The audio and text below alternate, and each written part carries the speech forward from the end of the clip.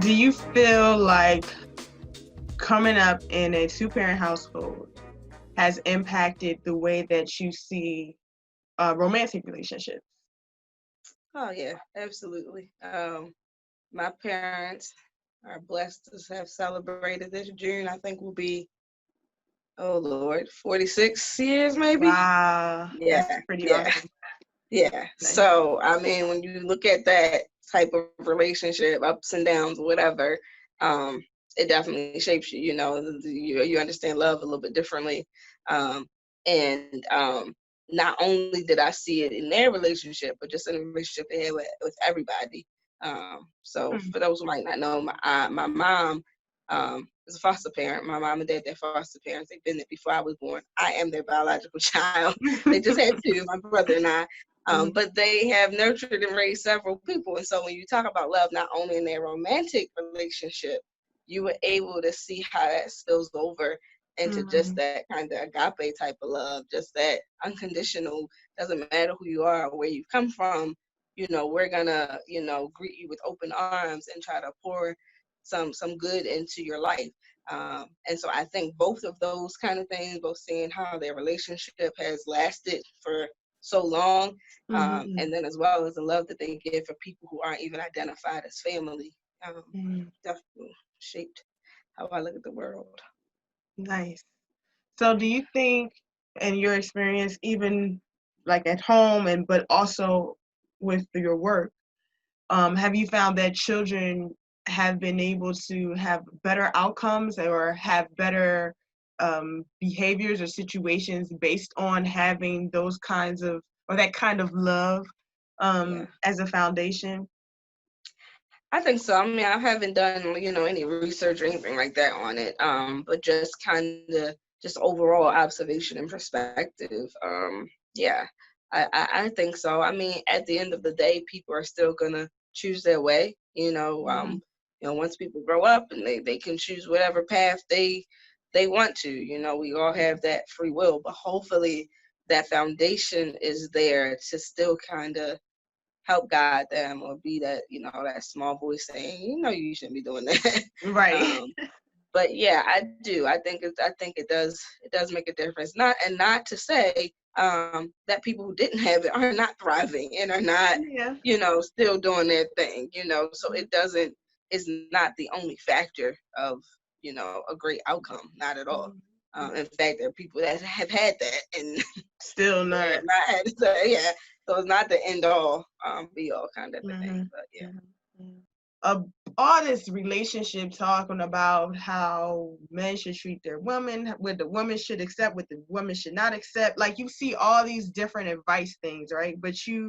I mean, I think here recently, like you have the Black Love posts that you'll see on Right.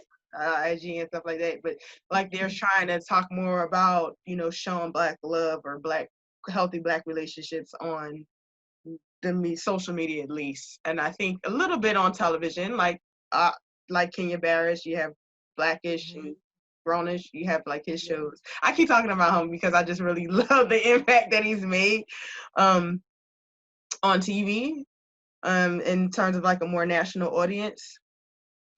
Um, but you don't really see that enough.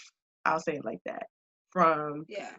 people our age um, that talk about like positive Black relationships, and it doesn't necessarily have to be so much that it's Black, but just the fact that it's young people that Yeah.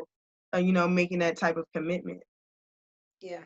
I think it's definitely a generational shift that's happened, where the young people of our day, they have a different type of ambition and drive for even self-achievement first. You know what I mean? I Yeah. I I think that plays a big part in it, and I think the shift happened because it was all this talk of you can kind of be your own woman. You can be your independent woman, right?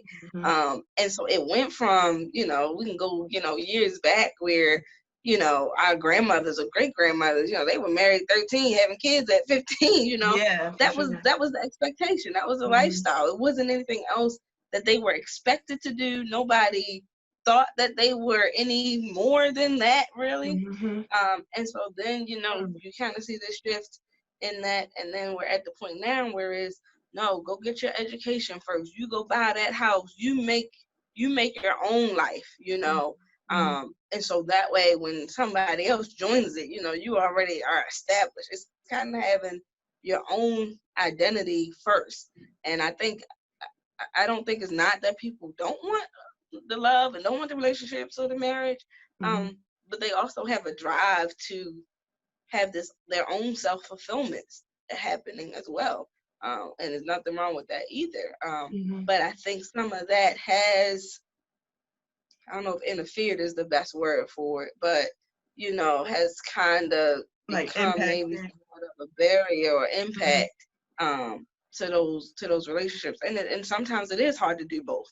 Mm-hmm. It's, I mean, I wasn't necessarily in a committed or anything type of relationship when I was going through schools and working on my various degrees and all that, because it took a Right. certain level of focus. Right.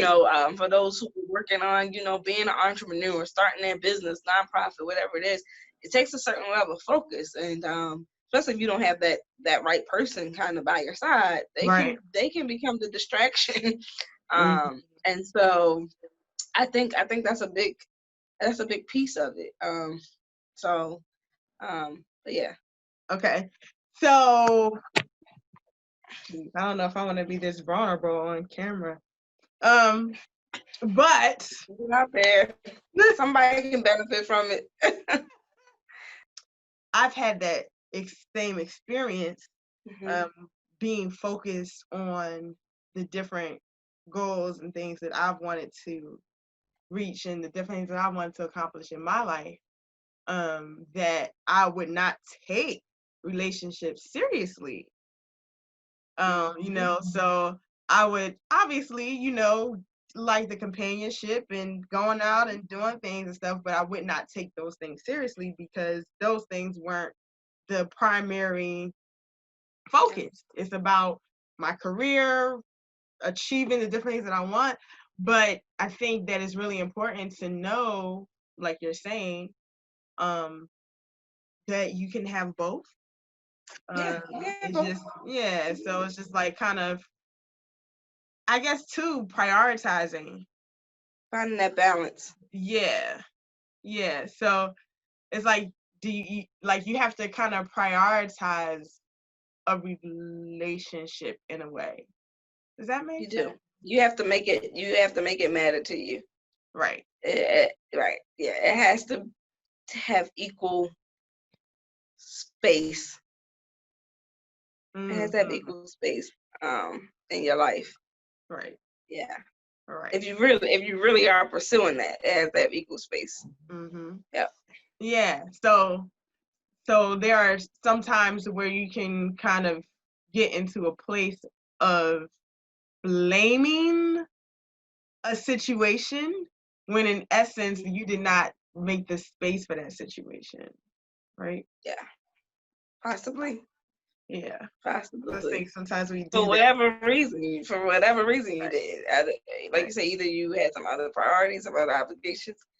Mm-hmm. You weren't quite ready to go there. Who knows? And you kind of can use that situation or that person as a scapegoat for that feeling or what's going on with you. Yeah, Where yeah, absolutely. yeah, And then you generalize it. You generalize it based on that one person, or because maybe your desire wasn't as much as you thought it was. So then you generalize it and say, "See, I knew I wasn't ready for this. See, right, I knew that nobody would ever, all those things that we tell ourselves." right, Right. exactly. So like a self-fulfilling prophecy. Yeah, absolutely. Right. So if we just believe that it's not, we're going to be coming to the situation like, oh, I know this person isn't right. This person's going to do this. That person's going to do that. Mm-hmm. He's no good. Mm-hmm. And he may be a great guy, Yeah. but you have basically created that situation for yourself. Yeah.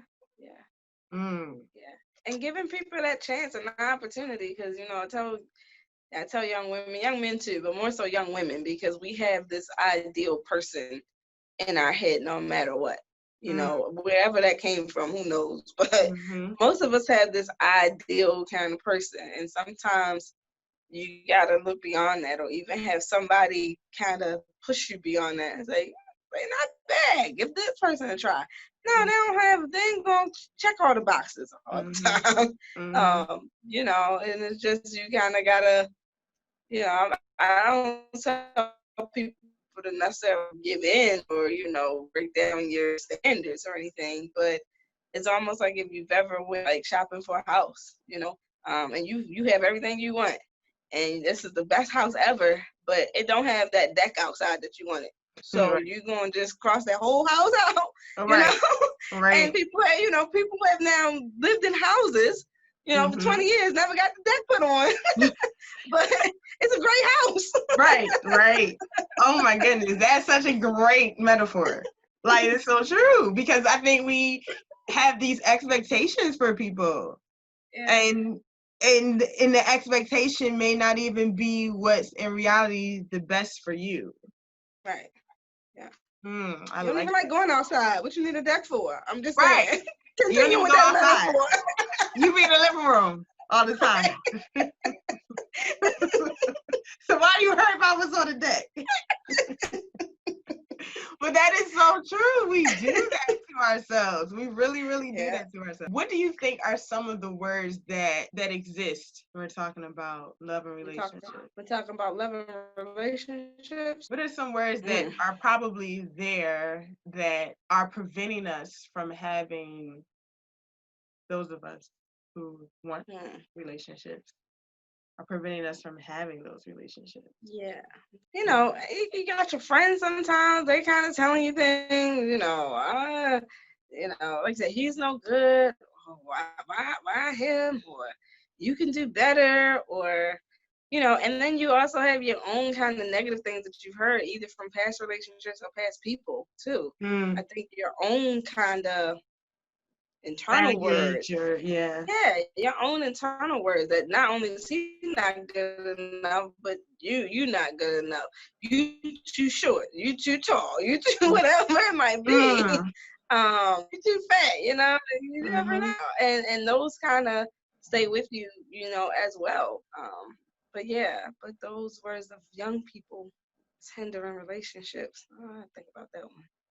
But that's you brought up a good point, because I didn't even think about that in that way, about the self-image part that comes into it. Because I know for me, I've had that situation where I felt like, oh, I should wear my hair this way, or, you know, I need to be, because I've always been thin. So it was like, oh, maybe I need to be thicker, you know, or, you know, you. Yeah, and I'm just the opposite. I'm running on the treadmill, you know, trying to get thick. Meanwhile, husband be like, don't lose the thighs, baby. Don't lose the thighs. I'm like, oh, you like them? Okay. But that's the whole thing. Like, and it's like almost to the same point of us having expectations for other people, us having expectations of ourselves that don't really even matter most of the time to the other person. Right. I don't think we think about where our thoughts or our behaviors come from, especially when it comes to relationships. We spend a lot of time conferencing, at least as female, I think guys do it too. Like, they conference with their friends, to your point, you know, about a situation, or go inward and like they're by themselves or whatever, the way they deal with, you know, sorting out relationships. But like, what are those internal conversations that are happening, that are impacting the reason why we don't have what we want, you know? Because I think sometimes those are most important, because we can put it on the facade, you know, but at the end of the day, when it's just you, what are you really telling yourself about either that person or about yourself? I think that impacts a lot of it, you know. You can blame the other person, you can say, oh, it's because of this or that, but then what are we really telling ourselves at the end of the day? Those conversations nobody else hears. Because that is what spills over into other relationships, and sometimes carries throughout every relationship people have, because they don't change what they're telling themselves internally Yeah. on Yeah. those private conversations. Change your internal dialogue sometimes. Yes, I can high five you on that one. Yes, changing that internal dialogue. Mm-hmm. That makes such a difference in what Yeah. we get. And I think that can be applied across the board, professionally, personally, Yeah. whatever. Once we change that internal dialogue, I'm just going to use Mm-hmm. that statement. I love it. That internal Yeah. dialogue, it impacts everything that we see in our lives and Mm-hmm. even our money. Yep.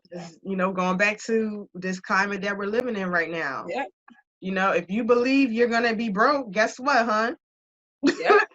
You know, if you believe that there's no opportunity right now because of, just pick a thing, then Yeah. it's not going to be opportunity. Yeah. Yeah. So yeah, I dig it. You gotta pursue it. Yeah, and I granted people try and they pursue and they press, and for one reason or another, things still don't fall kind of in line. But you know, if you've done your part, do your part Yeah, at least. yeah, and being persistent, because I think, like, to your point, sometimes, like, I know everybody's thresholds are different, right? But like, oh, I tried, you did it once or twice. I tried and it worked. Yeah. But you came in there, back to the self-fulfilling prophecy. You came in with the expectation that it wasn't going to work out.